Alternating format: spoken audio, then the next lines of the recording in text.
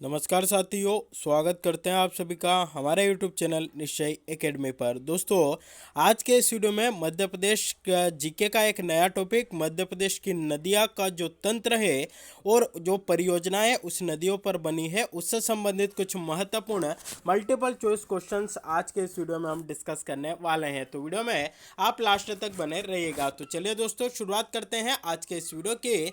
और सबसे पहले यहाँ पर पहला क्वेश्चन हमारा डिस्कस कर लेते हैं। दोस्तों, पहला क्वेश्चन हमारा यहाँ पर निकल कर आता है कि निम्नलिखित में से कौन सी नदी पश्चिम की ओर बहती है। चार ऑप्शन है, नर्मदा, गोदावरी, गंगा या यमुना। तो दोस्तों, राइट आंसर आपका बनता है ऑप्शन है मध्य प्रदेश की जो नर्मदा नदी है वह पश्चिम दिशा की ओर आपकी प्रवाहित होने वाली मध्य प्रदेश के साथ साथ देश की एक प्रमुख नदी है। तो ऑप्शन बी नर्मदा दोस्तों यहाँ पर हमारा राइट आंसर बनता है। चलिए, इससे जुड़ी कुछ महत्वपूर्ण जानकारी यहाँ पर आपके साथ साझा कर लेते हैं।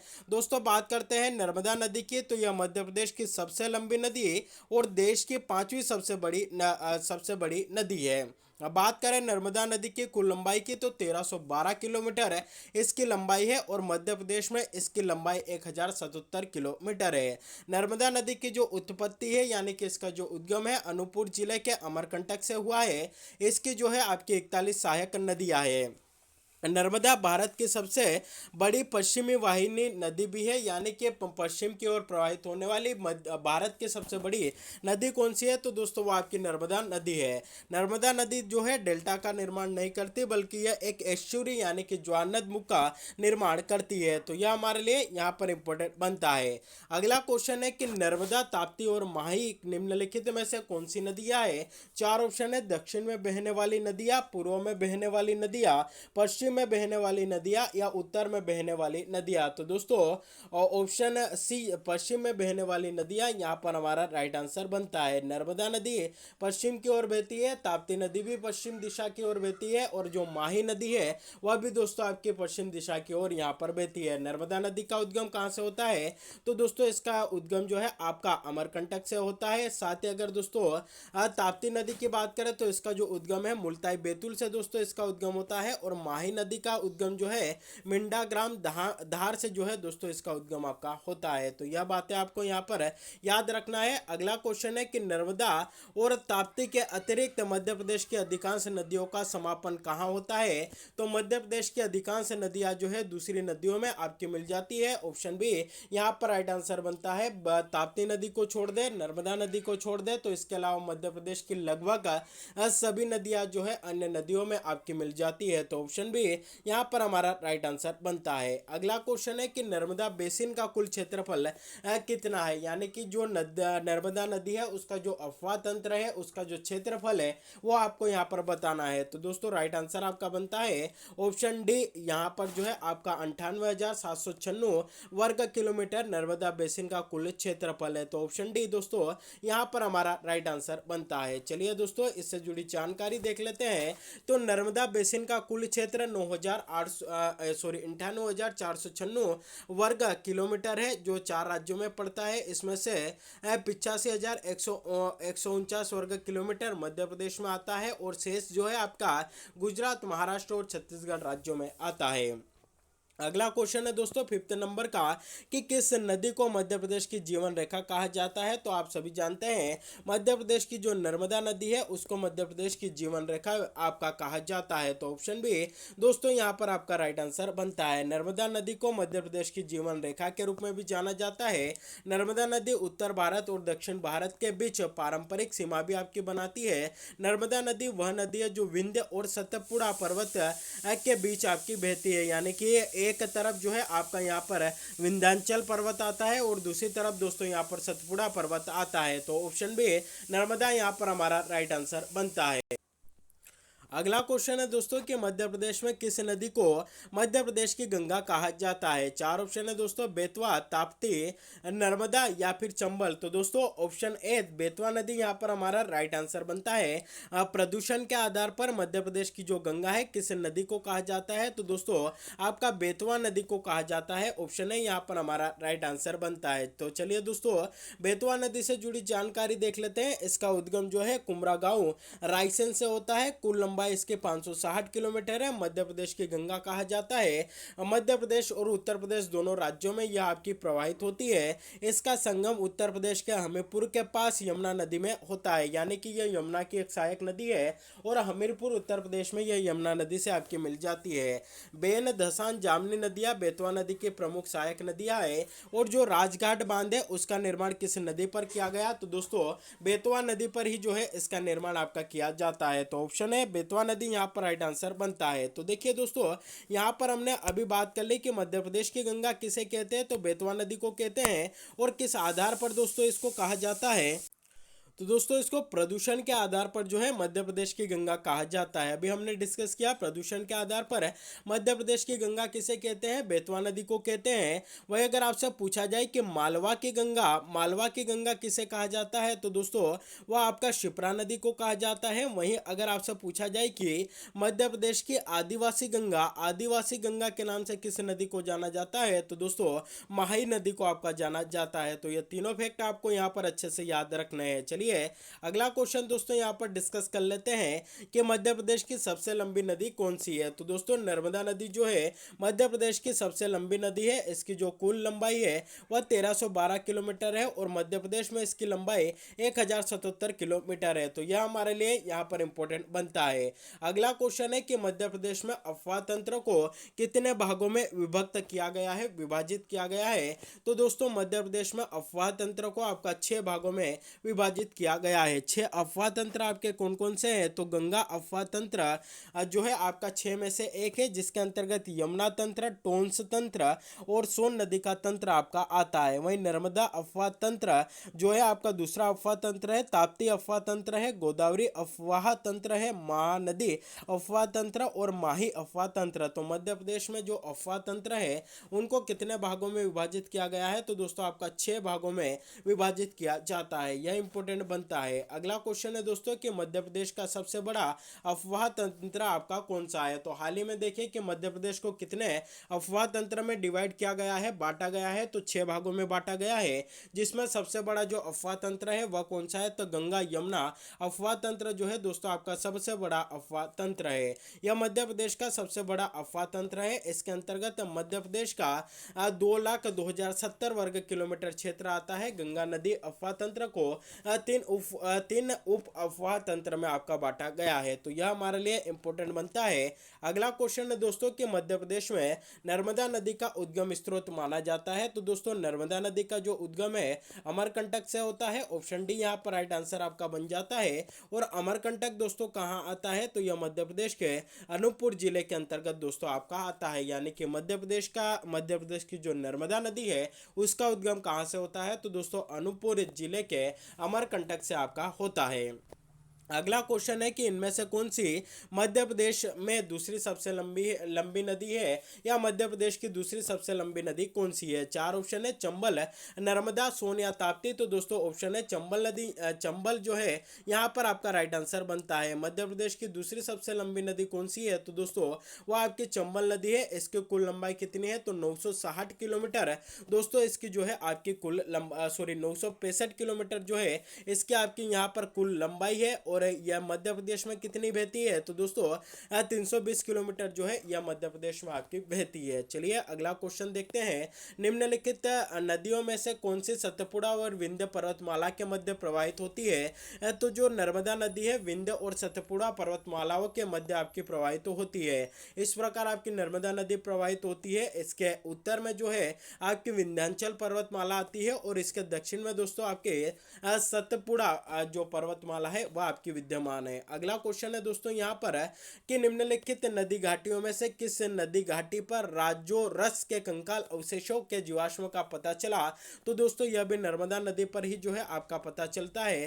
राजा सोरस के कंकाल गुजरात के खेड़ा जिले में रहियोली में नर्मदा घाटी से खुदाई के वक्त जो है आपके प्राप्त हुए हैं। तो यह भी हमारे लिए इंपॉर्टेंट बनता है। अगला क्वेश्चन है कि मध्य प्रदेश की मान नदी किसकी सहायक नदी है? तो दोस्तों यह जो है नर्मदा नदी की सहायक नदी है। ऑप्शन सी यहाँ पर हमारा राइट आंसर बन जाता है। अगला क्वेश्चन है कि तवा, देनवा, शक्कर निम्नलिखित में से किस नदी की सहायक नदियां है। तो दोस्तों यह तीनों जो ऑप्शन में है, तवा, देनवा और शक्कर, यह जो तीनों नदियां है यह आपकी नर्मदा की सहायक नदियां है। ऑप्शन बी यहाँ पर हमारा राइट आंसर बनता है। अगला क्वेश्चन है दोस्तों हमारा कि नर्मदा के बाएं तट पर मिलने वाली सहायक नदी कौन सी है। चार ऑप्शन है, जामनेर, तेटोने, बारना या तवा। तो ऑप्शन डी तवा जो है यहाँ पर हमारा राइट आंसर बनता है। मध्य प्रदेश की वह सहायक नदी, यह मध्य प्रदेश की नर्मदा नदी की वह सहायक नदी है जो नर्मदा नदी में आपके बाई तरफ से आकर मिलती है। तवा नदी की बात करें तो ये तवा नदी मध्य प्रदेश की एक प्रमुख नदी है। इसका उद्गम मध्य प्रदेश के होशंगाबाद जिले के पंचमढ़ी के महादेव पर्वत श्रृंखला की कालीभित पहाड़ियों से हुआ है। अगला क्वेश्चन है दोस्तों कि मध्य प्रदेश में नमामि देवी नर्मदे यात्रा कब प्रारंभ की गई थी। तो 11 दिसंबर 2016 को दोस्तों ये आपकी प्रारंभ होती है। ऑप्शन ए जो है यहाँ पर हमारा राइट आंसर बनता है। मध्य प्रदेश सरकार ने नर्मदा नदी के संरक्षण के लिए नमामि देवी नर्मदे यात्रा शुरू की थी। अभियान का उद्देश्य जैविक खेती, मृदा संरक्षण, जल संरक्षण, वनीकरण और प्रदूषण उन्मूलन जैसी पहलों के सार्वजनिक ज्ञान, भागीदारी और समर्थन को बढ़ावा है। 148 दिन तक जो है यह यात्रा आपकी चली थी। 11 दिसंबर 2016 को अनूपपुर क्षेत्र में नर्मदा नदी के उद्गम अमरकंटक पे ही जो है यहाँ की शुरू हुई थी और वहीं पर जो है यहाँ की समाप्त भी हुई थी। अगला क्वेश्चन है कि मध्य प्रदेश की किस नदी को खुशी का दाता, रिवर ऑफ प्लेजर कहा जाता है। चार ऑप्शन है, नर्मदा, बेतवा, चंबल या ताप्ती। तो दोस्तों राइट आंसर आपका बनता है नर्मदा नदी को जो है खुशी का दाता आपका कहा जाता है। चलिए दोस्तों अगला क्वेश्चन देख लेते हैं कि नर्मदा एक अलग जल निकासी पैटर्न को दर्शाती है क्योंकि यह एक दरार घाटी से जो है होकर प्रवाहित होती है। एक भ्रंश घाटी से जो है यह दोस्तों आपकी प्रवाहित होती है, इसलिए इसका जो निकासी पैटर्न है, जल निकासी पैटर्न अन्य नदियों की तुलना में दोस्तों आपका अलग होता है और इसलिए यह जो है डेल्टा न बनाकर ज्वारनद मुख का जो है आपका निर्माण करती है, यानी कि एस्चुरी का निर्माण इसके द्वारा दोस्तों किया जाता है। अगला क्वेश्चन है दोस्तों यहाँ पर कि मंडला जिला किस नदी के किनारे बसा हुआ है। तो दोस्तों मंडला जो कि मध्य प्रदेश का एक प्रमुख जिला है, यह जो है नर्मदा नदी के तट पर आपका बसा हुआ है। ऑप्शन डी यहाँ पर राइट आंसर बनता है। अगला क्वेश्चन है कि नर्मदा नदी स्थित राप्टा घाट, नाना घाट एवं संग्राम घाट मध्य प्रदेश के किस जिले में स्थित है। तो दोस्तों यह मध्य प्रदेश के मंडला जिले में आपके स्थित है। ऑप्शन डी मंडला यहाँ पर हमारा राइट आंसर बनता है। अगला क्वेश्चन है दोस्तों कि नर्मदा और ताप्ती एक गहरे चैनल के माध्यम से समुद्र में मिलती है, उसे क्या कहा जाता है। तो दोस्तों उसे ज्वारनद मुख यानी कि एस्चुरी कहा जाता है। दोस्तों भारत की जो अन्य नदियां है वह जो है आपके मैदानों में प्रवाहित होती है और अपने साथ जो है मैदानी इलाकों से प्रवाहित होती है, तो अपने साथ यहाँ पर जितनी भी मिट्टियाँ होती है, कंकर पत्थर होते हैं सब जो है वह आपके बहाकर ले जाती है। अपने साथ गाद भी जो है ले जाती है। बांगर खादर का निर्माण करती हुई जो है ये आपके आगे बहती है और जैसे ही जो है मैदानी इलाके में प्रवेश करती है, यानी कि समुद्र में मिलने से पहले जो है उनको बहुत सारा इलाका मिल जाता है, तो वहाँ पर फैल जाती है और अपने साथ लाई हुई चीज़ों को वहाँ पर फैला देती है। तो इस प्रकार से जो है वहाँ पर एक आकृति का निर्माण होने लगता है जिसे डेल्टा कहा जाता है। लेकिन ताप्ती और जो नर्मदा नदी है कहीं ना कहीं ये जो है इनका जो प्रवाह होता है वो आपका तीव्र होता है, भ्रंश घाटी से होकर प्रवाहित होती है। तो अपने साथ जितना भी ये जो है कंकर पत्थर वगैरह बहाकर लाती है, तो उन्हीं के साथ डायरेक्ट जो है ये आपके समुद्र में मिल जाती है। समुद्र के किनारे इनको जो है फैलने के, इनके पानी को फैलाव के लिए जगह नहीं मिलती है, डायरेक्ट ही जो है ये आपके समुद्र में मिल जाती है। तो वहाँ पर भी एक आकृति का निर्माण करती है जिसे ज्वारनद मुख या एस्चुरी आपका कहा जाता है। तो यह इंपॉर्टेंट हमारे लिए बन जाता है। अगला क्वेश्चन है कि मध्य प्रदेश में बरगी नदी किसकी एक सहायक नदी है। तो दोस्तों यह नर्मदा की एक सहायक नदी है। एक बांध का नाम भी आपने सुना होगा, बरगी बांध। बरगी बांध जो है आपका इसी नदी पर आपका बना हुआ है और बरगी नदी जो है आपकी नर्मदा की एक सहायक नदी है। अगला क्वेश्चन है कि मध्य प्रदेश के किस जिले में नर्मदा कुंड स्थित है। तो दोस्तों राइट आंसर जो है आपका यहाँ पर बनता है ऑप्शन बी अनूपपुर में है। मध्य प्रदेश के किस जिले में नर्मदा कुंड स्थित है? तो दोस्तों यह आपका अनूपपुर जिले में स्थित है और यहीं से जो है दोस्तों आपका नर्मदा नदी का उद्गम होता है। तो यह इंपॉर्टेंट बनता है। अगला क्वेश्चन है कि महेश्वर से बहने वाली महत्वपूर्ण नदी का नाम क्या है, या महेश्वर किस नदी के तट पर बसा हुआ है? तो दोस्तों यह आपका नर्मदा नदी के तट पर ही बसा हुआ है। और महेश्वर मध्य प्रदेश के किस जिले में स्थित है? तो दोस्तों यह मध्य प्रदेश के खरगोन जिले में आपका स्थित है। चलिए अगला क्वेश्चन यहाँ पर हम देख लेते हैं। वह है कि मध्य प्रदेश में मेघनाथ तपोस्थली किस नदी के किनारे स्थित है? मेघनाथ जो है आपके यहाँ पर एक ऋषि थे और इन्होंने जो है आपकी यहाँ पर तपस्या की थी, इसलिए इन्होंने जहाँ पर तपस्या की थी उस स्थान को मेघनाथ तपोस्थली के नाम से जानते हैं। तो यह जो है किस नदी के किनारे स्थित है? तो दोस्तों यह नर्मदा नदी के किनारे इनकी तपोस्थली स्थित है। अगला क्वेश्चन है कि मध्य प्रदेश में ओंकारेश्वर नर्मदा नदी के अतिरिक्त किस नदी के संगम पर स्थित है? तो दोस्तों यह जो है यहाँ पर नर्मदा और कावेरी नदी का संगम होता है, वहां पर जो है ओंकारेश्वर आपका स्थित है। ओंकारेश्वर किस जिले के अंतर्गत आता है? तो दोस्तों यह मध्य प्रदेश के खंडवा जिले के अंतर्गत आता है और पूरे देश भर में जो 12 ज्योतिर्लिंग है उसमें से एक ज्योतिर्लिंग जो है मध्य प्रदेश के ओंकारेश्वर में भी जो है आपका स्थित है। चलिए अगला क्वेश्चन है कि भारत का सबसे अधिक भंडारण क्षमता वाला बांध कौन सा है? 4 ऑप्शन है, गोविंद सागर, इंदिरा सागर, सरदार सरोवर या पगारा बांध। तो दोस्तों option C, option B Indira Sagar बांध जो है आपका यहाँ पर राइट आंसर बनता है। इंदिरा सागर बांध मध्य प्रदेश में एक बहुउद्देशीय बांध परियोजना है। यह नर्मदा नदी पर बनाया गया जो मध्य भारत से पश्चिमी भारत में बहती है। परियोजना की आधारशिला भारत के प्रधानमंत्री द्वारा वर्ष 1984 में रखी गई थी, लेकिन इसका जो निर्माण कार्य है वर्ष 1992 में शुरू होता है। 2003 में जो है यह पूरा हो जाता है और 2005 में यहाँ पर यह जो है आपका शुरू हो जाता है, यानी कि चालू आपका यहाँ पर हो जाता है। नाम है इंदिरा सागर बांध। कहाँ पर स्थित है? तो दोस्तों यह मध्य प्रदेश में स्थित है। मध्य प्रदेश में एक जगह है जिसका नाम है पुनासा, और पुनासा दोस्तों आपका कहाँ आता है? तो यह आपका खंडवा जिले के अंतर्गत आता है। तो वहाँ पर जो है यह इंदिरा सागर बांध आपका स्थित है। अगला क्वेश्चन है कि मध्य प्रदेश में पुनासा बांध कहाँ स्थित है? तो दोस्तों यह आपका खंडवा में ही जो है आपका स्थित है। इंदिरा सागर बांध का जो अन्य नाम है वह दोस्तों आपका पुनासा बांध है। तो यह भी आपको यहाँ पर याद रखना है, पुनासा एक जगह है और वहीं पर इंदिरा सागर बांध आपका बना हुआ है। अगला क्वेश्चन है कि मध्य प्रदेश की कौन सी नदी दक्षिण से आकर गंगा नदी में मिलती है? तो दोस्तों यह मध्य प्रदेश की एकमात्र ऐसी नदी है जो कि आपकी गंगा नदी में जाकर मिलती है। उस नदी का नाम है दोस्तों आपका सोन नदी।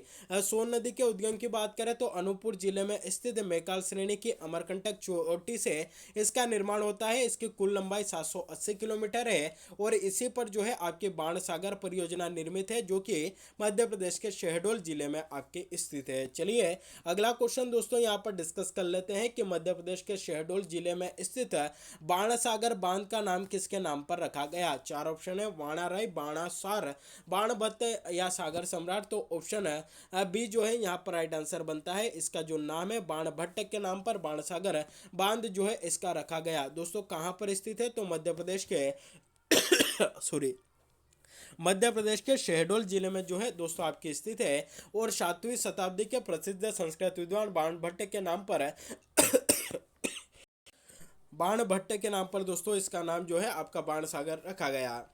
चलिए अगला क्वेश्चन यहाँ पर देखते हैं कि केन बेतवा लिंक परियोजना किन 2 राज्यों के मध्य संचालित होती है? तो दोस्तों यह मध्य प्रदेश और उत्तर प्रदेश के बीच जो है आपकी संचालित होती है। ऑप्शन बी यहाँ पर हमारा राइट आंसर बनता है। चलिए अगला क्वेश्चन यहाँ पर देख लेते हैं कि पायली जल परिसर आपका कहाँ पर स्थित है? तो दोस्तों यह मध्य प्रदेश के सिवनी जिले में आपका स्थित है। ऑप्शन सी सिवनी जिला यहाँ पर हमारा राइट आंसर बनता है। चलिए अगला क्वेश्चन यहाँ पर देख लेते हैं कि पहसारी बांध कहाँ पर स्थित है? तो दोस्तों यह मध्य प्रदेश के ग्वालियर में आपका स्थित है। ऑप्शन सी ग्वालियर यहाँ पर राइट आंसर बनता है। अगला क्वेश्चन है कि बालाघाट जिले में नल शेषा बांध किस नदी पर स्थित है? तो दोस्तों यह मध्य प्रदेश के बालाघाट में स्थित है। जो चंदन नदी है वहाँ पर जो है यह आपका स्थित है। देखिए दोस्तों, पटवारी 2017 पटवारी का एग्जाम हुआ था 2017 में, उसमें इस टाइप के क्वेश्चन भी जो है आपके पूछे गए थे।